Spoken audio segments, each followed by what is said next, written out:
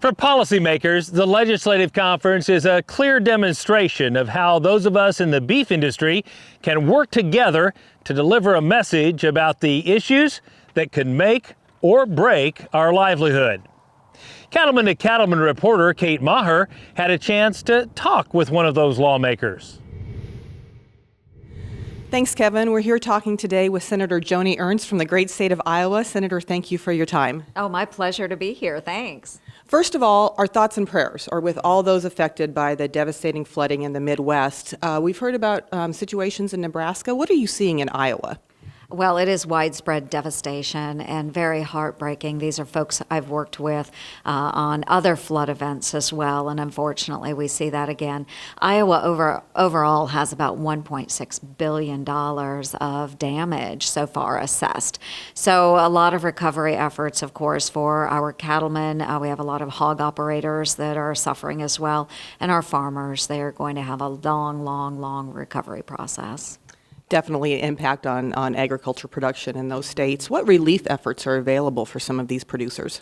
Well, there, of course, are the traditional means going through FEMA, and FEMA is on site and working with a number of those individuals and families, various operations. And then Senator Chuck Grassley and I, of course, are trying to work on grain as well. We had a lot of grain that was destroyed in the floodwaters. So we want to make sure that they're able to reach out, work with the government agencies, again, that are on site, get their information in, do it soon.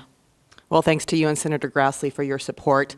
Switching gears a little bit, let's talk about the Green New Deal. Of course, it was blocked in the Senate, and you've been a vocal opponent of the bill. What concerns you about such things? Well, it is very pie in the sky and not realistic. When you have a plan that would virtually eliminate all fossil fuels within a decade, we're not prepared for that as a country. I think it's extremely unrealistic.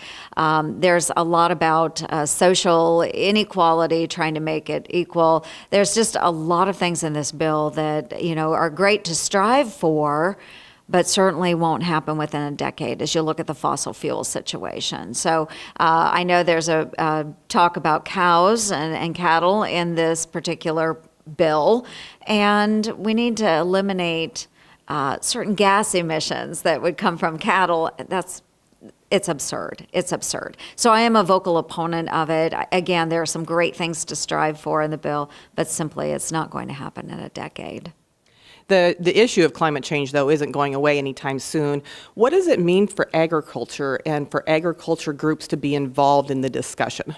I think it is very important, and we do understand that the climate is changing. I think everyone agrees with that premise, but how we then affect that is very important as part of that discussion. So we always want a clean environment. We want clean soil and water and air, and of course our farmers and ranchers are the best conservationists ever. They are the original conservationists. So striving towards ways that we can keep a clean environment will be very important, but I think it's important that we take that on as individuals or as families. We shouldn't have overwhelming government mandates that will destroy our economy.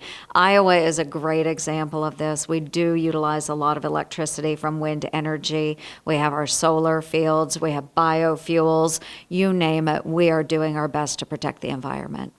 You're right, and farmers and ranchers are the best stewards of our natural resources, for sure. Speaking of farmers and ranchers, how important is it for cattle producers to be here on Capitol Hill talking to their representatives about their needs? It is very, very important, and I love those face-to-face interactions. I love to hear from the cattlemen. They tell me what their challenges are and what their opportunities are, too. So if there is something good in the federal government, I get to hear what's working for them. And if it's not working, they are not shy. So they will tell me what needs to be corrected. And certainly I'm happy to jump on board and do what we can to make sure that the cattlemen are getting a fair shake with the federal government. Wonderful. Well, Senator, thank you for your support of America's beef producers and agriculture, and thank you for your time today. My pleasure. Thanks so much.